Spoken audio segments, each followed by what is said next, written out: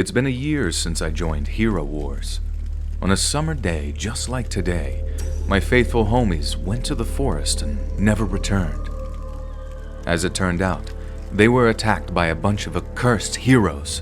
A red-headed she-fiend with a chain gun, her loyal priestess of light with a staff, a fiery demon with a reaper's scythe, and a ruthless knight clad in shining armor. Oh my god, stop it! They're still just kids.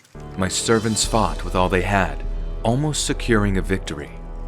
But all of a sudden, swords began raining down from the sky, shredding them to pieces. Watch the story unfold in Hero Wars. Join the game now and get a super chest with 5 top heroes, one of them is a secret, as well as 600 emeralds and 30,000 gold. Scan the QR code or download the game from the link below in the video description, and I'll see you in the Hero Wars.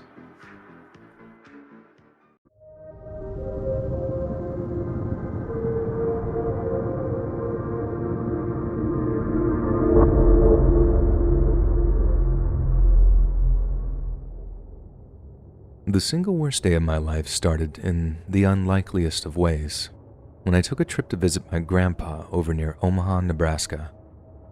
First problem I ran into was the lack of cell signal out there in the sticks. No internet meant my GPS started going haywire, and I've never been great at reading maps. That, and there are basically no road signs anywhere, and the ones that are there are in such bad shape you can barely read them, even if you slow down when passing them. So, in the end, I had to actually stop at some guy's house to ask directions, and the fact that he didn't seem to know where I was talking about didn't fill me with confidence. He mentioned knowing of an old house off a dirt road, maybe a mile or 2 away from his own. He said it wouldn't be the easiest to find, but he was basically 75% sure that I was close. So, off I went, headed in the direction he was pointing, hoping that I'd make it to my grandpa's before lunchtime.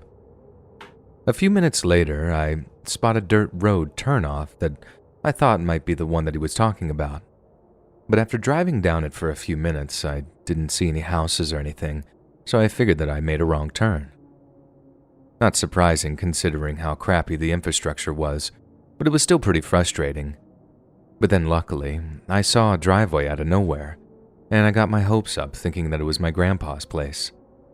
It wasn't, as there was a bunch of dudes with a van and a car all stood around talking, and my grandpa wasn't one for company, but I at least figured that I could ask them for some more directions. So that's what I do. But the second I turned into the driveway, I noticed the guy standing around started to act a little anxious.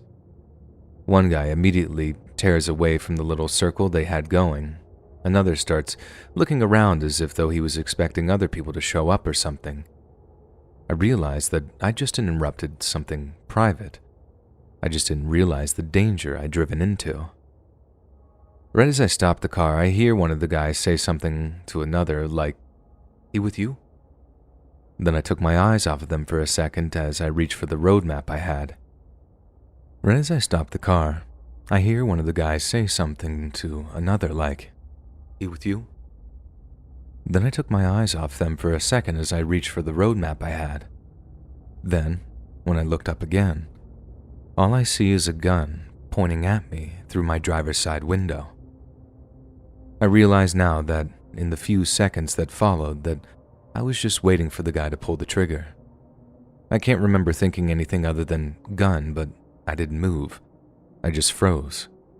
I didn't try to back out or duck or anything, I just sort of waited for everything to turn black. Like on a nature documentary when a deer gets caught by a tiger or something, and they just sort of go limp as they're thinking, well, this is it. Seconds later, I hear the guy with the gun saying, "Turn off the engine." Then when I do, he follows up with, "Get out of the car." I do as he says, feeling my knees wobble a little as I step out onto the dirt outside. I didn't think I could get any more scared, but I was wrong.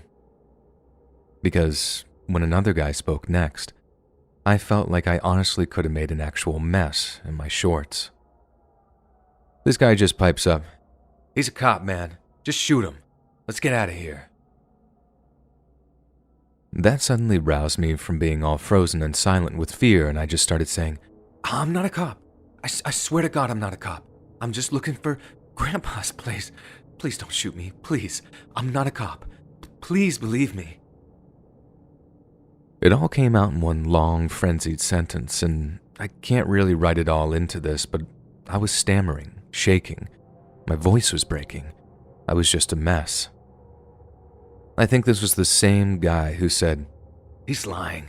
Just kill him. We can't lose this shipment." That was the only clue I had as to what was going down at that meeting, and I've agreed with a few other people's suggestions that it was drug-related. I didn't know this at the time, but Douglas County, the county that Omaha is in, has a huge meth problem, probably the biggest in the entire country. And as myself and many others suspect, I accidentally stumbled across a meth deal, probably a pretty big one considering some of the hardware on display.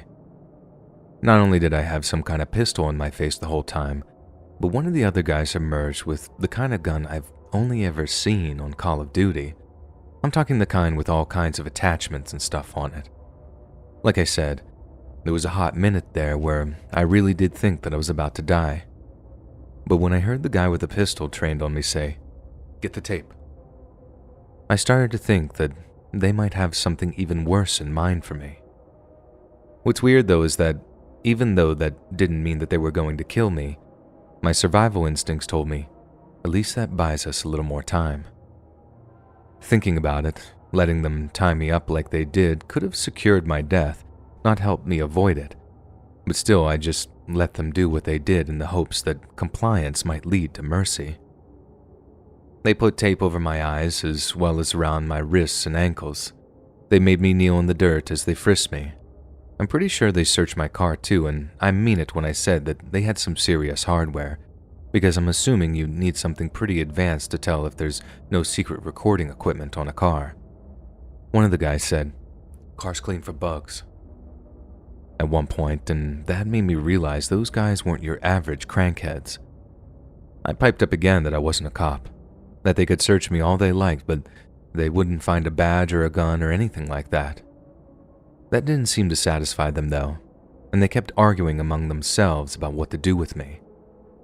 I know they took out my license at one point because I could hear them passing something around, asking each other, "You know this guy?" Or, "You recognize him?" Stuff like that. I can't even describe how relieved I was when I heard them all agree that they'd never seen me before, and that I probably wasn't any kind of undercover cop or anything. I was praying that meant they wouldn't kill me, but at the same time, I knew it meant that I was still in quite a bit of trouble. Not long after that, they started discussing what they were going to do with me. The guy who had been suggesting they kill me kept on making that suggestion, but then the guy who ordered me tied up, the same one who first pulled a gun on me, he kept telling him to shut up, saying that killing me was a bad idea, that it'd only bring down more heat on them. During those few minutes of pure terror, he was like my best friend in the world. As if it had been the bloodthirsty one in charge, I definitely wouldn't be around to write this. But then, right as it seemed like I was going to get away unharmed, the boss of the group seemed to have a sudden change of heart. He said something like, "You know what? I think you might be right. We can't risk it. He's probably a do-gooder who's going to go straight to the cops." I started wailing about how I wasn't, how I'd never snitch, how I'd just drive off and forget what I saw, causing them no trouble whatsoever. But that just didn't seem to do the trick. And when I heard the boss doing something with his gun, I begged him over and over not to kill me. I tried everything, reminding him that it would be too much trouble, that I was sorry for interrupting them, that I didn't see anything, but not a word that came out of my mouth seemed to change his mind. I haven't even finished talking when I felt him press the gun to the back of my head, and as I felt myself starting to cry under the tape they'd wrapped around my eyes, I wished I'd never gotten out of bed that morning. The last thing I heard him say before he pulled the trigger was, "Start digging a hole."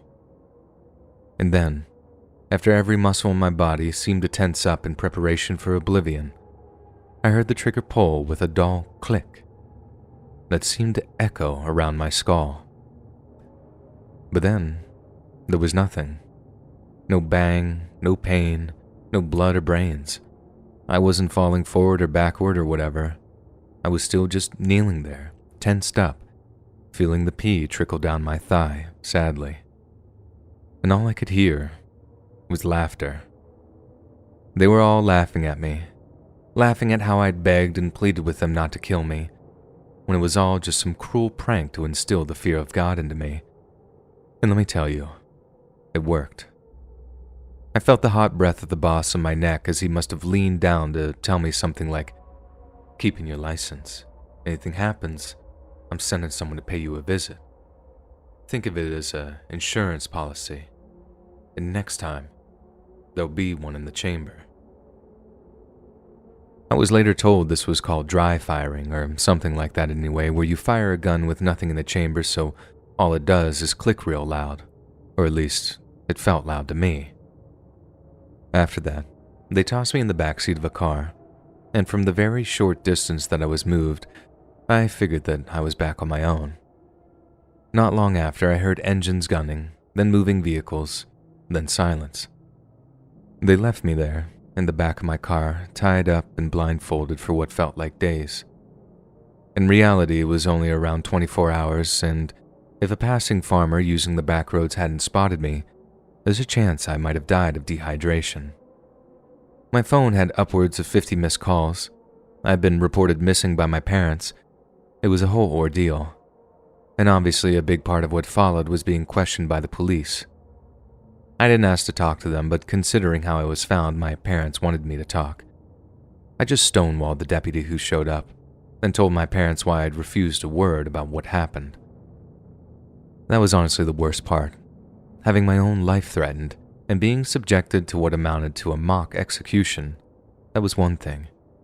But having my own mom and dad realize that they were no longer safe in their own home, that was another thing entirely. We moved a short while after that, living with family in Des Moines for a few weeks after we could find an apartment, which Mom and Dad then used as a base to sell their house. Every so often, the cruel, maddening chaos of it all hits me all at once. All that, our entire lives uprooted, all because of one wrong turn I made on a dirt road, out in Douglas County, Nebraska.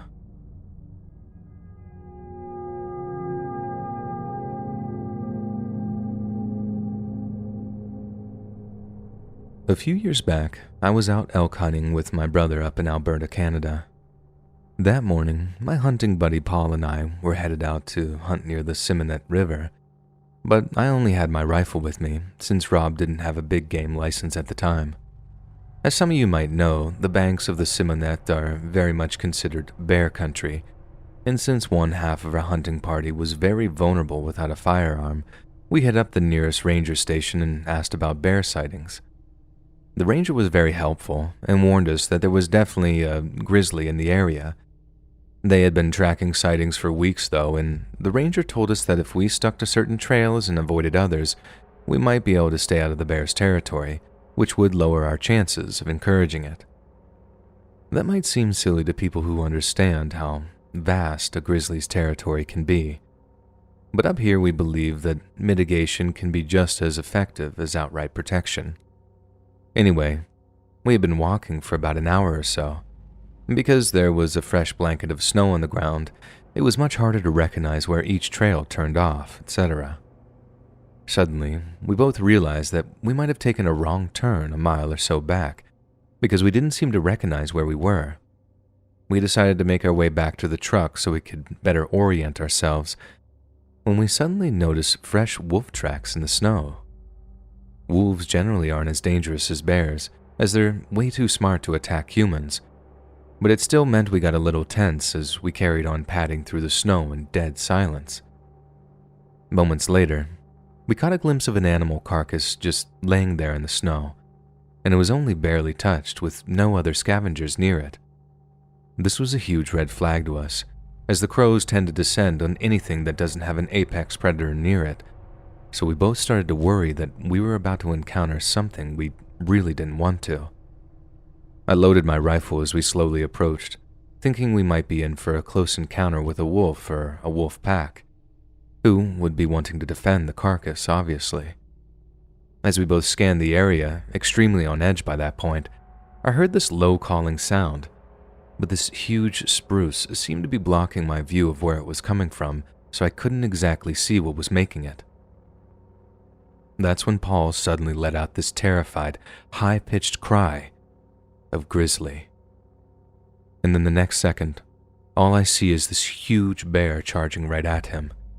If you haven't seen how fast a grizzly can charge, it's hard to imagine how such a lumbering beast can achieve such frightening speeds. But I can assure you, when they want to, those things can fly at you like a freaking fury cannonball. It is truly terrifying to behold. The bear moved so fast that I barely had time to react, and definitely not enough time to raise my rifle to actually aim. But still, I had to get a shot off even if it was just to scare it, so I tried my best to aim from the hip and hit the bear in the head. I turned, fired, and nothing. The bear didn't even so much as flinch. Luckily, Paul was able to take cover behind these two trees that were pretty close together, so they acted kind of like a palisade between him and the bear.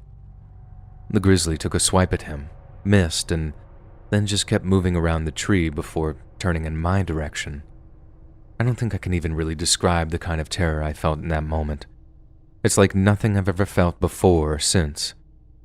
We, humanity I mean, spend so much time dreaming up imaginary monsters for books or movies or comic books, when there are real-life monsters just walking the earth alongside us.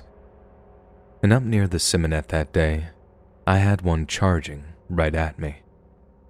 It must have been no more than 8 meters away from me when I reloaded my rifle and fired again. That time I actually hit it, and I saw a spray of blood in the air from where the bullet tore through its shoulder. But to my horror, it just didn't seem to flinch that time either. I had to fall back onto my butt to dodge the swipe it took at me, and as I kept on crawling back through the snow, I just couldn't get the leverage to properly reload my rifle. It took another swipe at me, but I knew then that it must have pulled a bullet through its arm or shoulder because the force wasn't as powerful as I thought it would be, and I saw a few drops of blood hit the snow in front of me. It probably realized that it wouldn't be able to kill me just with its claws, so that's when the bear opened up its mouth to bite me, lunging forward as I lay there in the snow.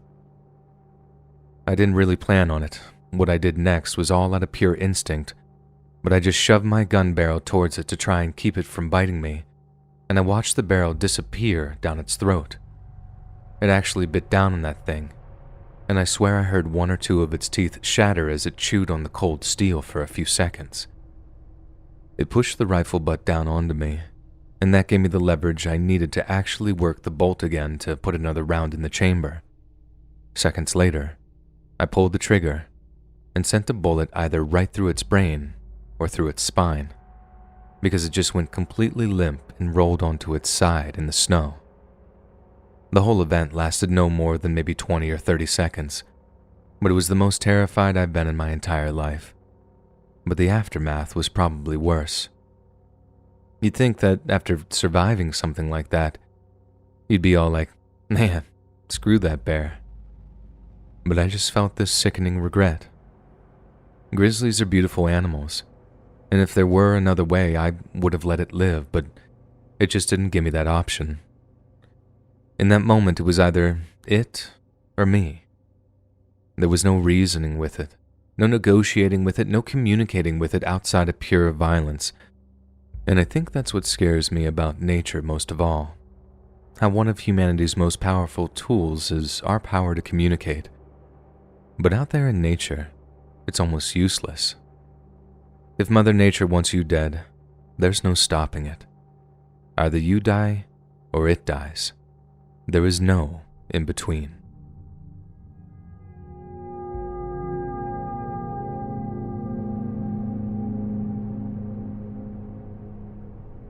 Back in the 1950s, my grandpa used to sell vacuum cleaners door to door all over the country. He was one of the last great American traveling salesmen, the kind Arthur Miller wrote about, but with considerably less family trauma. He used to say how he had his fair share of close encounters with bad folks, as he called them, But he also had this one story that really stuck with me for obvious reasons. So, he's down in Florida when he runs into a friend of his out on the road, a guy who sold steam irons. The guy tells him that he just visited a place where the homeowner already owned a steam iron but was in the market for a vacuum cleaner. This is way back when Walmarts didn't exist, and getting a hold of items like that was way tougher than it is now. Plus, this guy was an old-timer who didn't get out all that much. Anyways, he gives my grandpa the hint. Grandpa thanks him, then heads out to look for the property. He's following the guy's directions to the letter, and he's even got a description of the guy's house too, so when he turns down some old dirt road and the house didn't look like the one described, he figured that he'd probably made a wrong turn. Lo and behold, the number is different on the mailbox, but given how he was already there, he figured that he'll try and sell a vacuum anyhow. Then, as he's walking up to the guy's door, he sees this real lifelike alligator statue thing on the guy's front porch. Then as he gets closer, he realizes it had to be stuffed or something because it's super realistic. It's just not moving or anything. He gets within about 3 feet of the guy's door, and he's got his eyes glued on this creepily realistic gator when out of nowhere, the gator statue blinks. My grandpa said he froze. Then right as he did, the gator turns its head and hisses. He turns and bolts back to his car, and the whole way he can hear this thing chasing him. Then when he gets to his car door and turns around, it's like right there trying to bite at his ankles. Said he'd never been so scared in all his life. The guy had a freaking guard gator. Not a guard dog, a guard gator. So my grandpa just guns his car engine and gets out of there.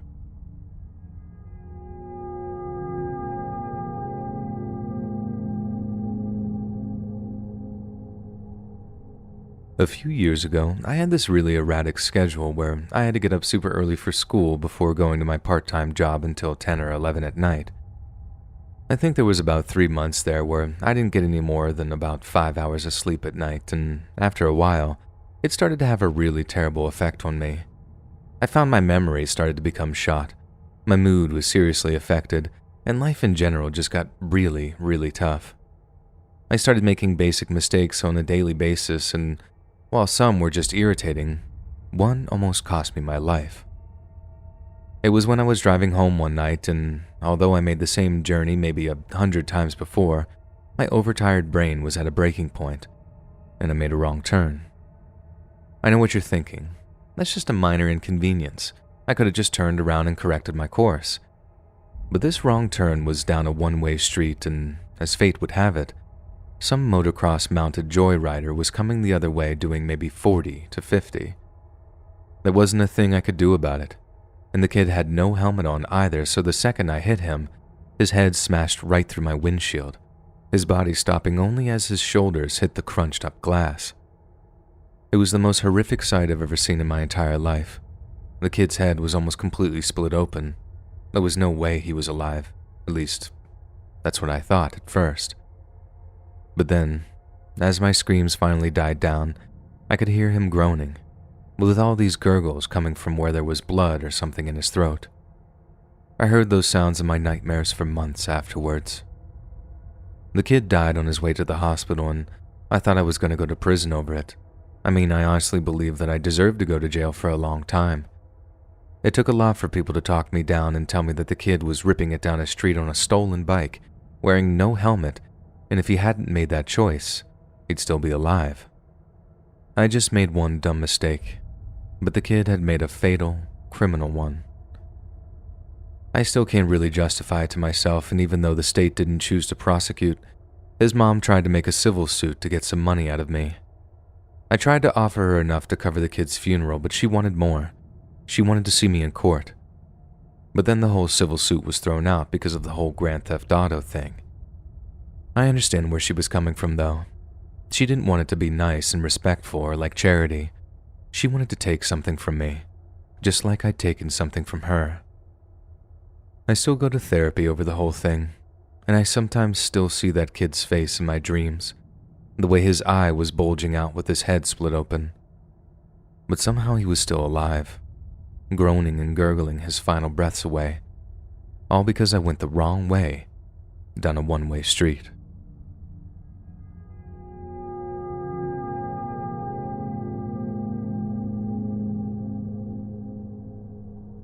On March 14th of 2014, two Dutch students named Lisanne Froon and Chris Kramers traveled to Panama for an adventure vacation. They planned to do their fair share of relaxing on the golden sands of Panama's beaches, but they also had their hearts set on some selfless humanitarian work. Before their departure from their native Holland, the girls had contacted a school in a small town on the Caldera River named Boquete, asking if they needed any volunteers during the upcoming semester. Their assistance was eagerly accepted by the understaffed and under-resourced escuela, but upon arriving in the village a few weeks early, they discovered that it wasn't all that they'd hoped for. Chris Kramers wrote in her diary that the villagers were rude and not at all friendly, and that their trip had proven to be a real disappointment.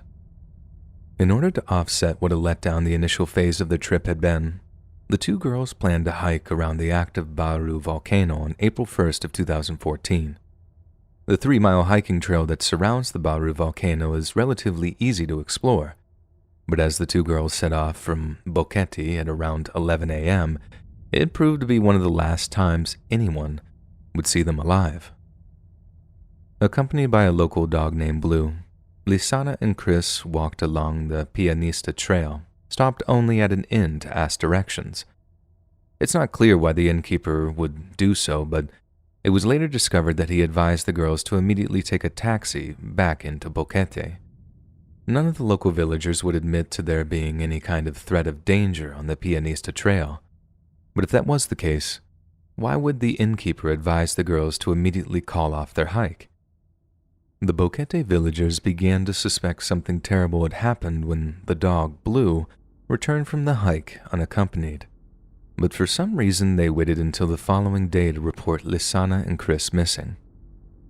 Again, it's not clear why they would wait to do this, and it suggests that they knew of something dangerous on the trail, something that was to be avoided for at least 24 hours.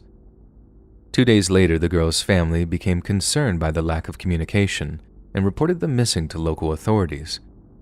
Their report sparked a search of the surrounding area that was conducted both on foot and using aerial assets, but not a trace of either girl could be found. Just less than a week after they first went missing, the Froon and Kramers families became so racked with worry that they flew out to Panama to assist in the search and were accompanied by members of the Dutch police's missing persons department. The Dutch police officers interviewed the Boquete villagers and were told that it was more than likely that the two girls had taken a wrong turn on the mountain somewhere and were simply lost in the forest. Yet it didn't take long for the detectives to notice some serious inconsistencies in the villagers' stories, and they became suspicious that the girls had been the victim of some kind of criminal activity. Over the next 10 weeks, search teams led tracker dogs through the stretches of forest that the two girls were believed to have traversed, but again, not a trace of the two girls could be located. Authorities would have to wait until June of 2014 for any kind of break in the case, and this came in the form of a woman from the local Nagabe tribe who showed up at a police station with something very disconcerting in her possession. The woman had found a blue backpack that she claimed she found along the bank of a nearby river. The backpack contained sunglasses, a camera, 2 cell phones, money, 2 bras, a water bottle, and Lisanne Froon's passport.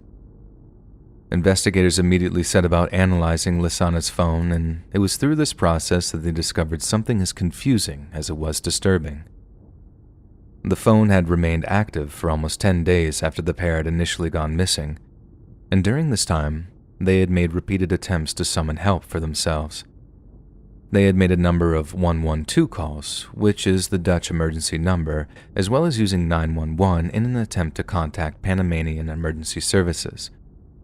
A number of these calls actually connected for a time, but due to a poor cell reception in the area, the longest of them lasted only 2 seconds before the signal dropped.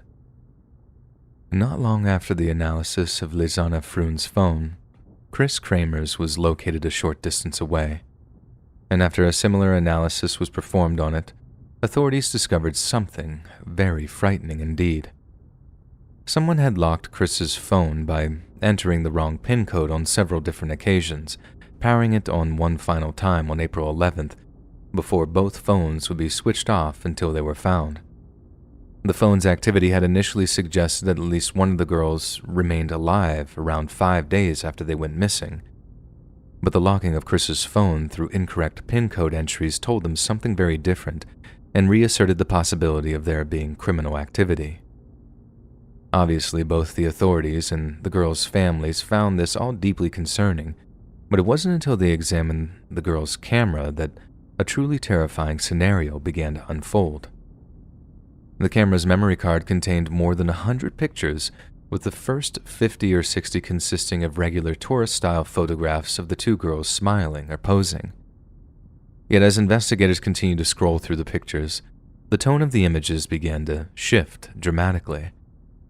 One photograph showed Chris Kramer's with a look of pure terror on her face and was dated around the time the girls began to contact emergency services. The remainder of the photos were taken from April 8th between the hours of 1 a.m. and 4 a.m. and depicted seemingly random objects like a stick with plastic sticking to it, clumps of foliage, a canyon, or a bridge. Investigators suggested that due to the steady framing of the shots, they were intentionally taken, perhaps to serve as trail markers to help the young women navigate their route, or even as a way for rescue workers to locate them should they have discovered the camera before the girls themselves.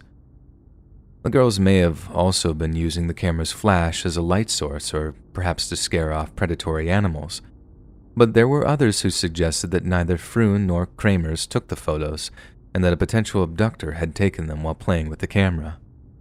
Lisanna Froon's parents were extremely upset when they saw the rough and frightened state their daughters were in, and begged the authorities not to release any of them to the public. Yet despite their wishes, a Panamanian news channel accidentally leaked some of the photos, and the same thing happened back in Holland. The latter featured a picture which appeared to show the back of one of the girls' heads, and whoever it was sporting a rather severe head wound, with blood matted in her hair. The leak sparked off wild speculation that not only had the girls been kidnapped, but that an attacker had actually taken pictures of his victims to serve as a kind of grim series of trophies. After the discovery of the backpack, the search teams shifted to the area it was found, scouring the banks of the Rio Culebra along the small village of Alto Romero. Alto Romero was a long way from the trail that Kramers and Froon originally set out for, further cementing the idea that they had somehow gotten lost after taking a wrong turn. Shortly after the teams commenced with their new search area, they found a bunch of Chris Kramer's clothing by the river's edge. Each item had been neatly folded and placed on the river's edge and appeared to be on the opposite side of the bank from where the photographs had been taken. Some suspected that local tribesmen had found the discarded clothes and had folded them neatly in the hopes that someone might return for them. This led to a great number of them being questioned in relation to the girls' disappearance, but none admitted to seeing them, either alive or dead. 2 months after the search teams focused their efforts around Alto Romero, the first human remains were finally discovered. One of the search teams discovered a hiking shoe behind a tree along the same stretch of river where Lisanna's backpack had been found. Initially, they believed that it was just another spare item of clothing, but upon further inspection, the shoe contained a severed human foot. By the end of August, DNA analysis had successfully determined that the foot had belonged to Lisanna Froon, and further searches had turned up pieces of rotten flesh that were a DNA match for Chris Kramers. It was a heartbreaking revelation for the girls' families, as it meant that the chances of their daughter's survival were extremely slim. Yet the question remained, how on earth did their bodies end up in such a gruesome state of dismemberment? It took until March of 2015, almost a year after Kramers and Froon traveled to Panama, for investigators finally to reach their ultimate conclusion. In their eyes, the two girls most likely suffered some sort of tragic accident along the trail after becoming lost in the forest. The catastrophic ankle break that Lisanna suffered suggested that she had fallen a great distance before passing away either in or near the river. Chris Kramer had probably then attempted to climb down the cliff face in the dark, but due to the low light conditions, could not find Lisana or her way back to the trail. Chris had then died somehow while trying to exit the forest, leaving Lisana dead or dying somewhere in the darkness. Her remains then decomposed, and thanks to the river and the intense tropical rainfall, had ended up scattered for miles down the river. For some, there was finally a solid resolution to the mystery, but for others, morbid mysteries still abounded. One of the staff writers of the Panamanian newspaper La Estrella de la Coryat claimed the authorities had completely botched their handling of the case. She reported there was no chain of custody established for the recovered evidence or any human remains. She also reported that the 30-plus fingerprints found on the backpack not only remain unidentified, but that not a single one of the indigenous people involved with the case had their prints recorded in order to eliminate them from suspicion. The reporter also raised additional concerns over the analysis of the girl's camera and phones, claiming that the condition of the equipment was inconsistent with the places it was discovered. She claimed to have seen photographs of the equipment and argued that the lack of damage to the items was extremely suspicious, almost as if though the police had recovered them from a home or dwelling and not from the rainforest as they'd previously claimed.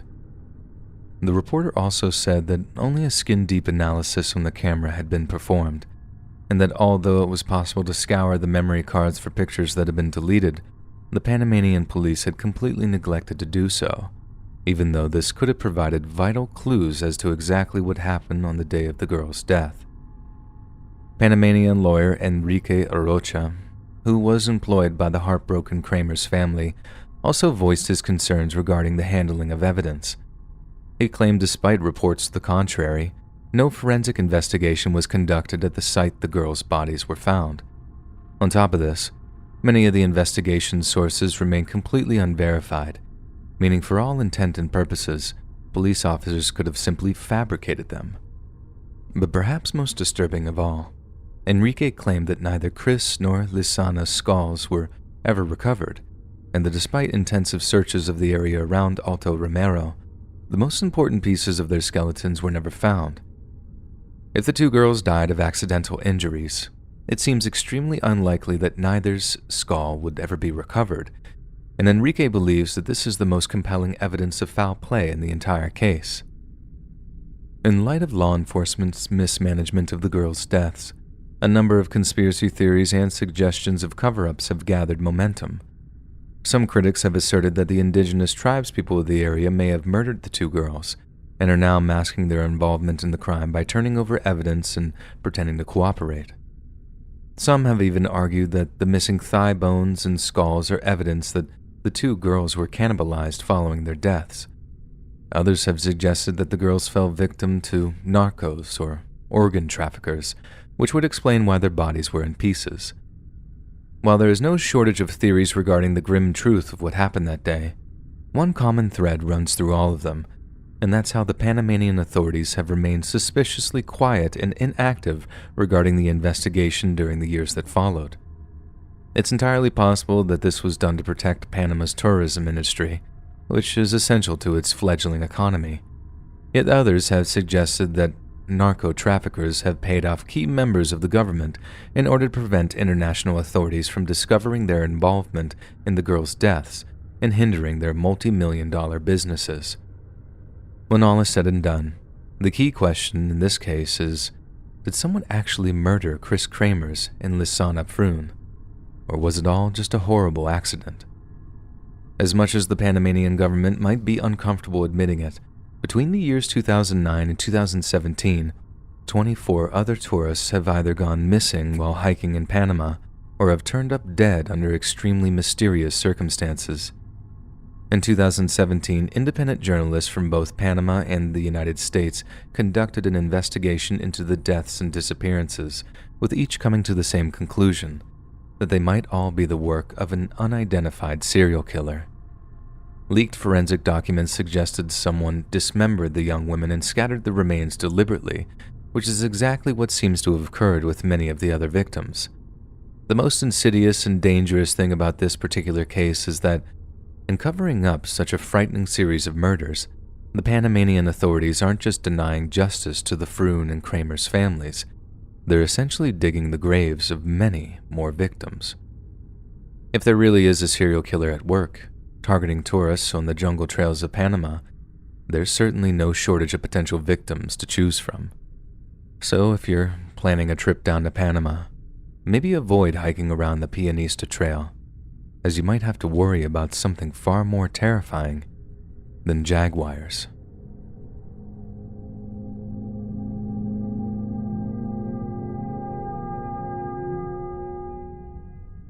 On February 7th of 2018, 49-year-old Canadian firefighter Danny Philippidis was on a skiing trip at the Whiteface Mountain in Wilmington, New York. The event was a regular annual event attended by both active and retired firefighters, and on the day in question, Danny and his 8 companions decided to ski one of the highest peaks in the Adirondacks. All could have been considered accomplished skiers, but even the hardiest of athletes would have found this particular run to be thoroughly exhausting. So in the mid-afternoon, the majority of Danny's group decided to call it quits. Danny, however, wanted one more run before he retired for the day, with his friends waiting for him at a ski lodge about halfway down the mountain. Yet just as they were awaiting his arrival, one of the worst snowstorms of the decade struck Whiteface Mountain, rendering visibility almost non-existent. Naturally, Danny's friends were extremely concerned for his well-being, and when he failed to return at the time they expected him to, they ventured up to the resort that they were staying at to report him missing. Search and rescue teams began to scour the mountain for any sign of the missing firefighter, but despite an all-night search of the area, Danny was nowhere to be found. The following day, scores more joined the search teams, including state police, the U.S. Border Patrol, and dozens of civilian volunteers. Some theorized that Danny had simply packed up his belongings and gone back to Canada, but a search of his hotel room revealed that he'd left his passport and other essentials behind, meaning he had to be somewhere in the vicinity. When word of Danny's disappearance reached the Toronto Fire Department, more than 100 active and former firefighters traveled down to Wilmington to aid in the search. And over the course of the following week, a total of over 6,000 people worked in shifts in an attempt to bring him home safely.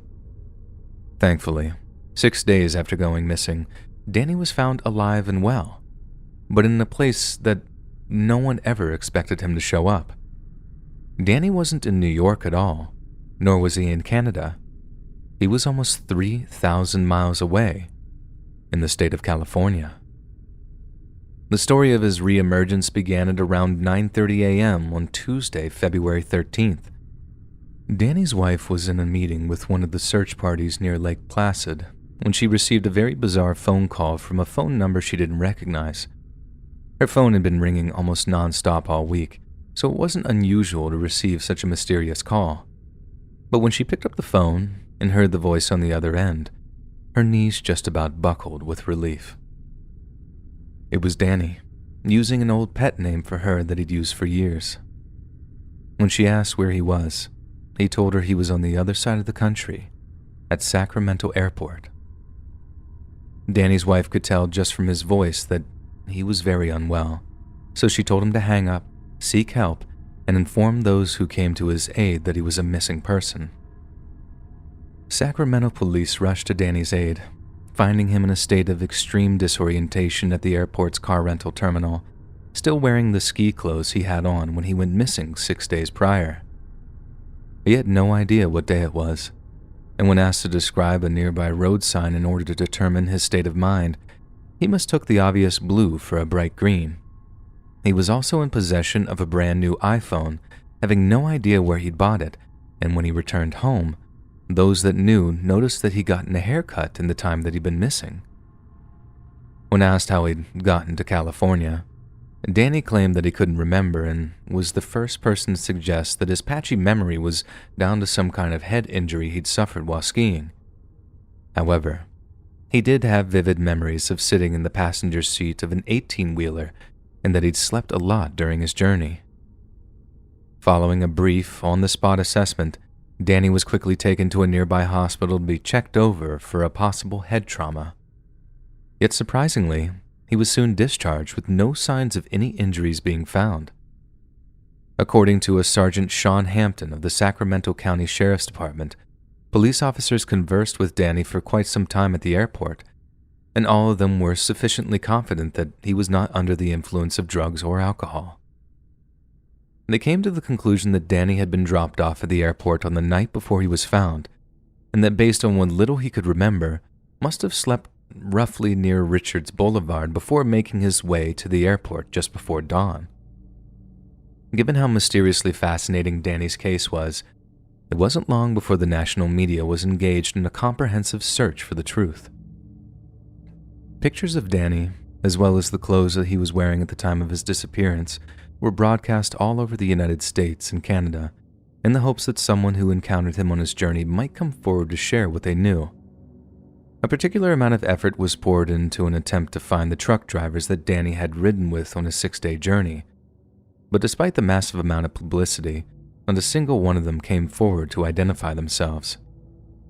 It was only 6 months after being back in his native Toronto that Danny believed he had pieced together a solid picture of what had happened during the 6 days he was missing.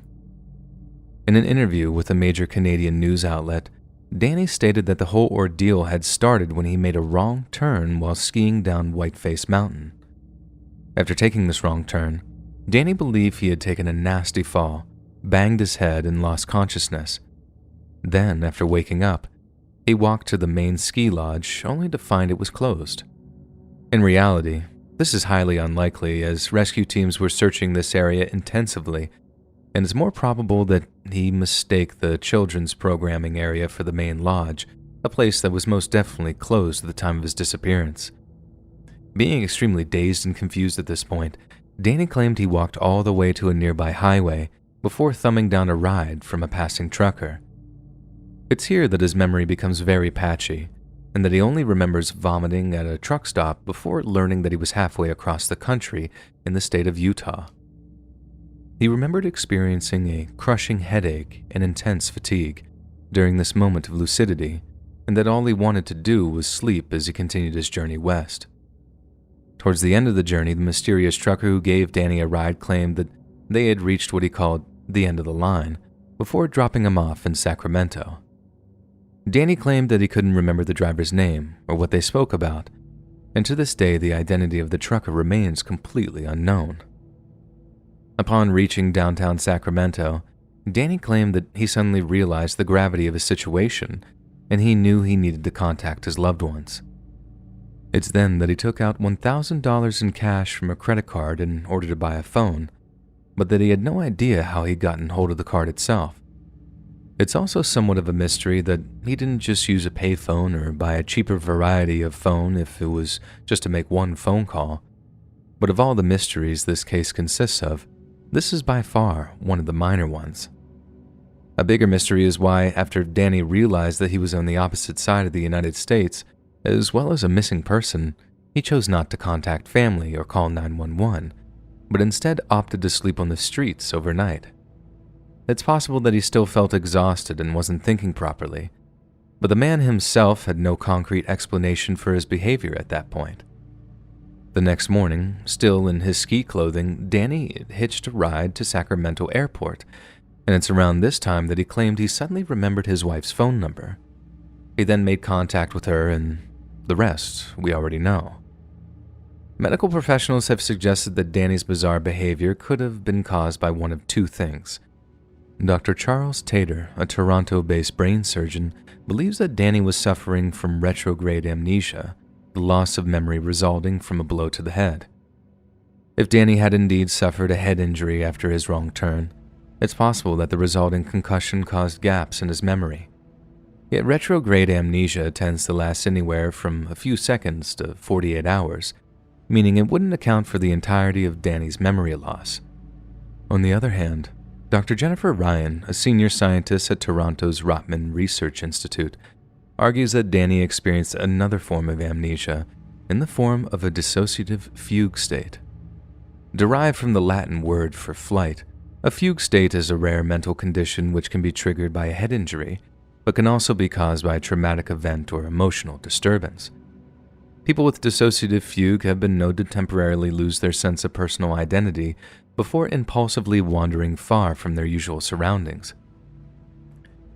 They may not show any signs of illness or injury, but instead exhibit radically different behavior and have extreme difficulty remembering who or where they are. Dr. Ryan states that subjects typically don't remember the traveling itself. Rather, their memory kicks in when they find themselves in a new, unfamiliar location. The real problem with amnesic episodes like this is that some subjects never fully recover these lost moments, leaving them with what are known as islands of memory that remain forever lost to them. This may well prove to be the case with Danny Philippidis, meaning the missing pieces to the puzzle might never be unearthed. Incidents like Danny's disappearance show how fragile our minds really are. For all intent and purpose, Danny Philippidis was dead for a few days. It might have been a kind of identity death, and not a physical death. But what's the difference when the very memory banks that make up our personas are suddenly wiped? Maybe if he had hit his head a little harder after that fateful wrong turn, the Danny Philippidis he'd once been might have never, ever returned. Hey friends, thanks for listening. Click that notification bell to be alerted of all future narrations. I release new videos every Monday, Wednesday, and Friday at 7 p.m. Eastern Standard Time. If you got a story, be sure to submit them to my subreddit r/Let'sReadOfficial, and maybe even hear your stories featured on the next video. And if you want to support me even more, grab early access to all future narrations and bonus content over on Patreon, or click that big join button to hear about the extra perks offered for the channel. And check out the Let's Read podcast, where you can hear all of these stories in big compilations and save huge on data, located anywhere you listen to podcasts. Links in the description below. Thanks so much, friends. And remember, Ticks talk on TikTok.